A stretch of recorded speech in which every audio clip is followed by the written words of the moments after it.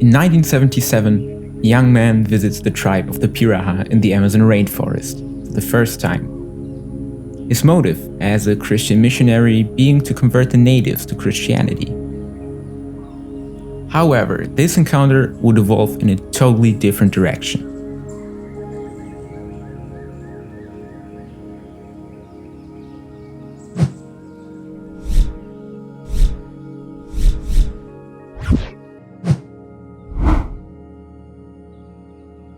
Daniel Everett, born in California in 1951, wasn't quite religious in his early years, but when he met a missionary family, he became a Christian since he liked them and their unique lifestyle.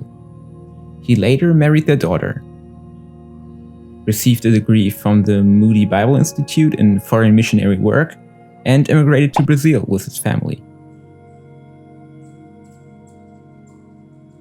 There he lived with different Amazonian groups and one day headed to the Piraha tribe. According to Everett, he was anxious, but at the same time very excited. The plane landed on a small jungle strip in the middle of the Amazon, where they were immediately surrounded by Piraha people. He recounts,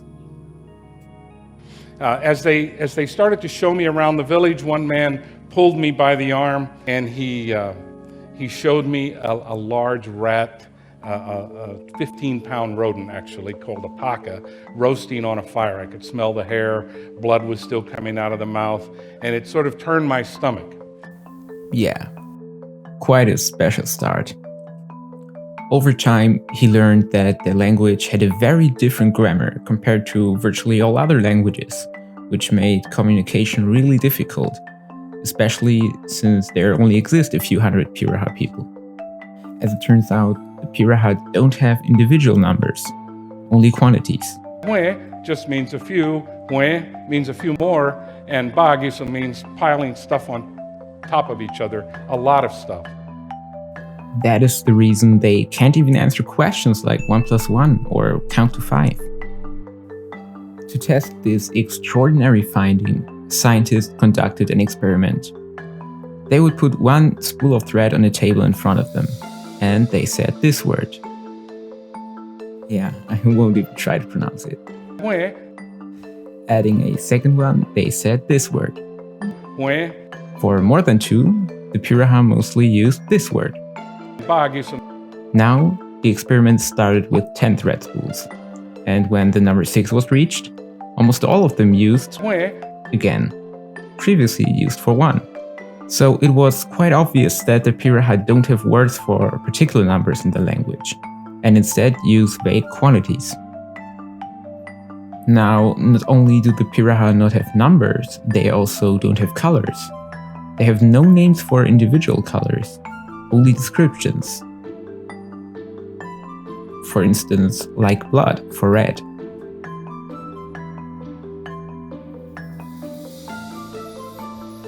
There is also no past or future tense in the language.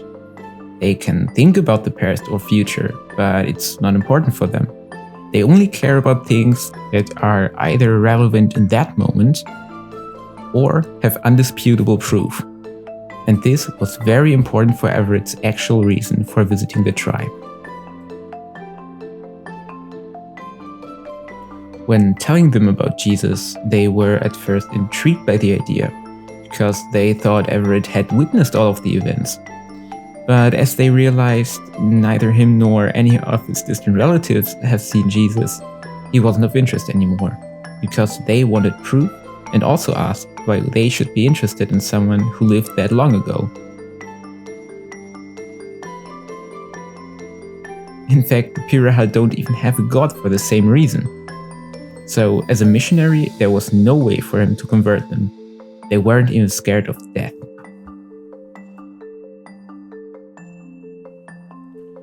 Knowing there was nothing he could do to change their minds, Everett just lived with them, learning the language and understanding their culture. But there were many obstacles. The Pirahã used to trade with Brazilian river traders, and Everett, as he was told, reported illegal activities because the Pirahã were paid in cane sugar rum, which was forbidden. Well, that got him in trouble. The traders gave the Piraha a shotgun, and later that night they were drunk and threatened to kill him. Even though they apologized the next day, there would be other incidents of that sort. Additionally, Everett and his family had to fight with tropical diseases like malaria.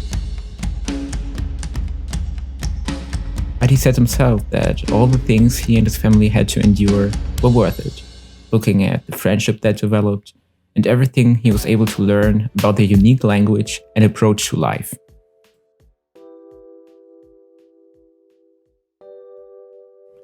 Now we'll take a closer look at how this language works and why it sparked one of the biggest controversies in anthropologic linguistics. Pirahã has one of the smallest sets of vowels and consonants of all spoken languages, only between 11 and 13 phonemes, basically the smallest unit of sound in spoken languages, which can be produced in a variety of different ways. For example, the letter P would be a bilabial, S would be an alveolar, K would be a velar, and H would be a glottal. However, there are also many allophones of the sounds, which bump up the number of possible sounds by quite a bit. They're basically different variations of the same phoneme.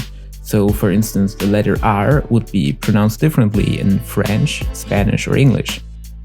In case of the Pirahã, we have nasalized vowels and high and low tones. The Pirahã language also offers, besides actually speaking, a different way of communicating.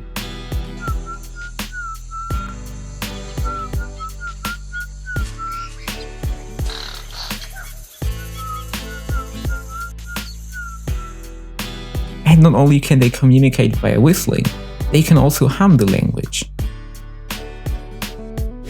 Coming back to the actual grammar, there are even more peculiarities to be found.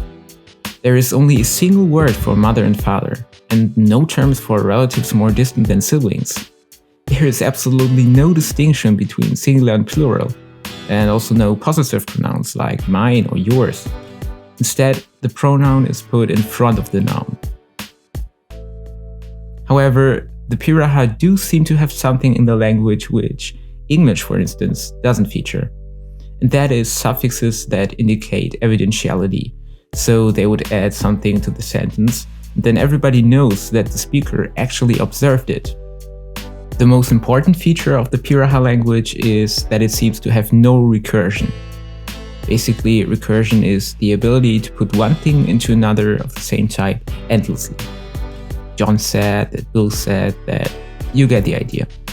And Pirahã can't even do it once. They would say something along the lines of, John speaks, Bill is nice, and somewhere in there is a suffix indicating old information, as Everett explains.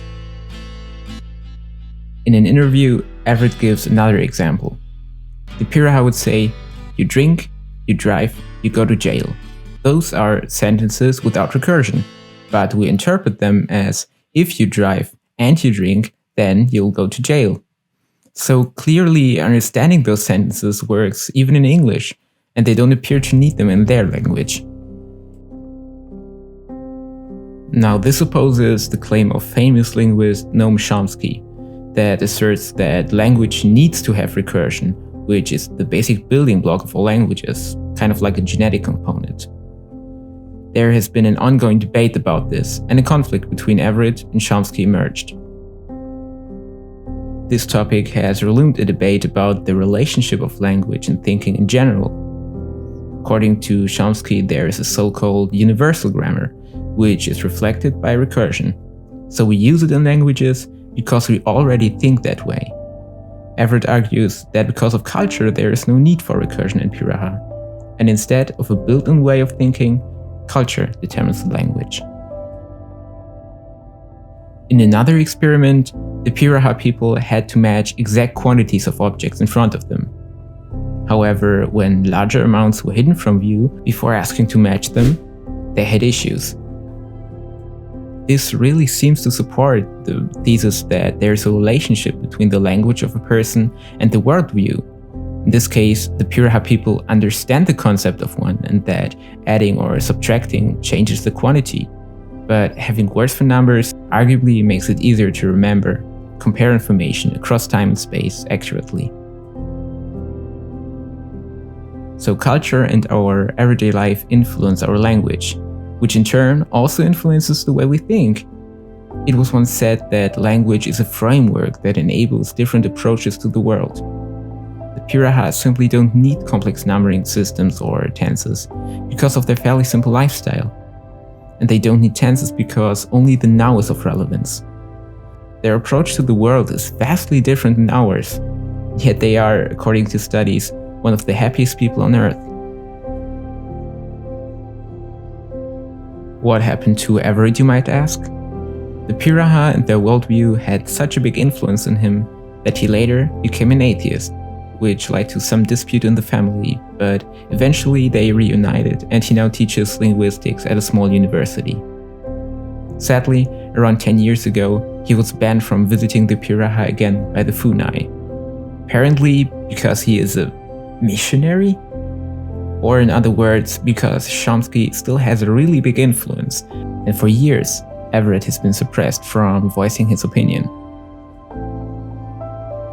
In the last years, he has also published several books, the latest being about the origin of language itself, where he argues that language is in fact far older than we believe it to be. But this is a topic for another video. Thank you so much for watching. I really hope you enjoyed it. These videos actually take a lot of time and effort to make, so consider subscribing. Also to the right, you can see other videos from this channel. See you next week.